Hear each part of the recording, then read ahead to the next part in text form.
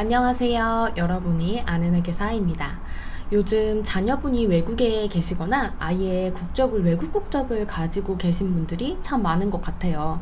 한때 자녀의 유학으로 인해서 이 기러기 아빠이신 분들도 흔히 볼 수 있었죠. 오늘은 그래서 비거주자의 증여에 대해서 알아보려고 합니다. 비거주자에게 증여를 하면 어떤 점은 적용이 안 되지만 또 어떤 꿀팁이 있을지 소개해 드릴 테니 영상 끝까지 지켜봐 주세요.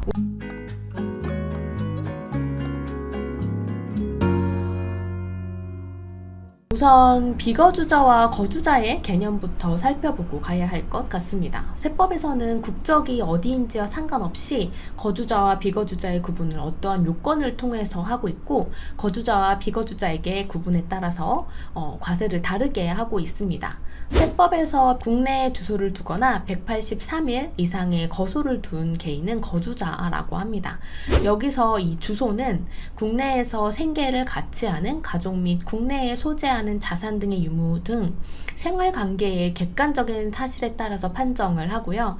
주소가 있는 것으로 보는 것은 계속해서 183일 이상 국내에 거주할 것으로 보는 그런 직업을 가진 때나, 아니면 국내에 생계를 같이 하는 가족이 있고 그 직업 및 자산 상태로 비추어서 계속해서 183일 이상 국내에 거주할 것으로 인정되는 때를 바로 주소가 있는 것으로 봅니다. 그럼 주소가 없는 것으로 보는 것은 외국 국적을 가졌거나 외국 영주권을 얻은 자로서 국내에 생계를 같이 하는 가족이 없고, 그리고 그 직업 및 자산 상태에 비추어서 다시 입국해서 주로 국내에서 거주하리라고 인정되지 않을 때는 주소가 없는 것으로 봅니다.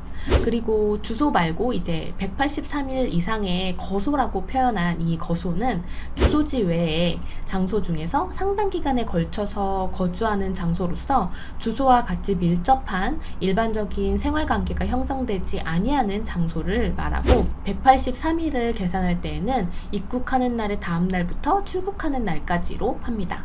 그럼 이렇게 거주자와 비거주자를 판단할 때 주로 외국에 나가 계시는 외국을 항행하는 선박 또는 항공기의 승무원은 거주자일까요? 비거주자일까요? 이 승무원과 생계를 같이 하는 가족이 거주하는 장소 또는 승무원이 근무기간 외의 기간 중에 통상 체재하는 장소가 국내에 있을 때에는 당해 승무원의 주소는 국내에 있는 것으로 봅니다. 그래서 보통 이렇게 승무원의 경우에 비행을 마치고 돌아와서 생활하는 곳이 국내다. 그러면 그분은 거주자가 되는 것이겠죠. 이렇게 말씀드린 거주자의 요건을 충족하지 않는 사람은 이제 비거주자입니다. 그럼 증여세에서 거주자와 다르게 비거주자에게 적용되지 않는 가장 중요한 사항에 대해서 알아볼게요. 바로 엄청나게 저희가 증여세에서 가장 중요하게 다뤘던 부분, 이제 너무너무 유명한 증여재산 공제에 대한 부분인데요.